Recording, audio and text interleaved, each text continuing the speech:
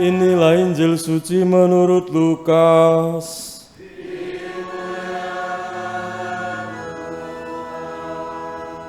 Sekali peristiwa, Yesus menyatakan perumpamaan ini kepada beberapa orang yang menganggap dirinya benar dan memandang rendah orang lain.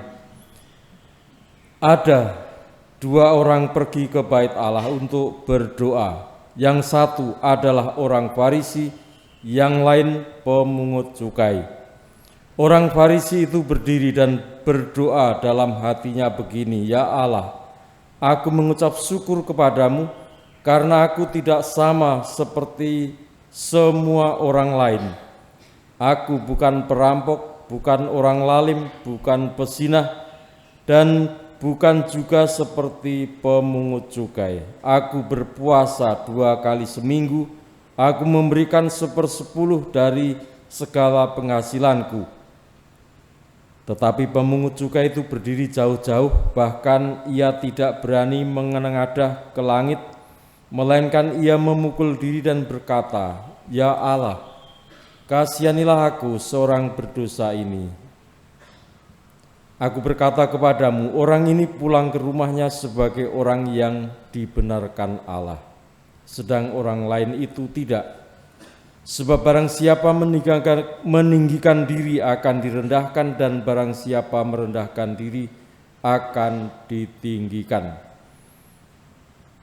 Demikianlah sabda Tuhan. Terpujilah Kristus.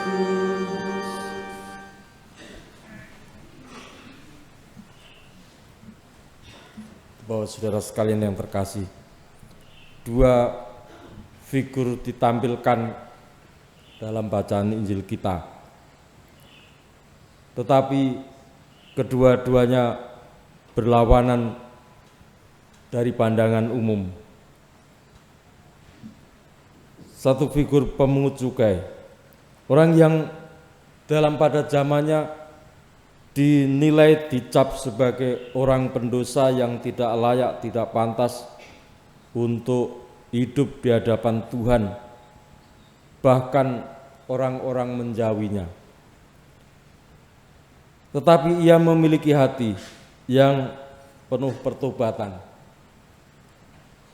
Dia sadar tidak layak di hadapan Tuhan, dan dikatakan bahkan dia dalam doanya tidak berani menengadah ke langit, melainkan ia memukul diri dan berkata, "Kasihanilah aku ya Allah seorang berdosa ini."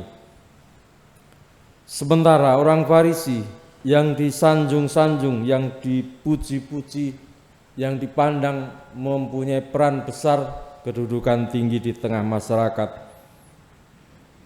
ia menampilkan kepribadian yang congkak, yang tinggi hati, yang menilai diri lebih baik dari semua, tetapi ia justru sedang dalam penderitaan. Maksudnya apa? Bahwa dengan kesombongannya membuat dirinya sebetulnya ada di bawah. Ia menempatkan diri sebagai orang yang sempurna di hadapan Tuhan dan juga di hadapan sesama, tetapi apa yang dikatakan itu kosong. Tidak ada pertobatan dan juga tidak ada bakti kepada Tuhan yang mendalam dari hatinya. Kita mohon supaya pada masa Prapaskah ini kita semakin menyadari betapa kelemahan dan kekurangan kita sedemikian besar.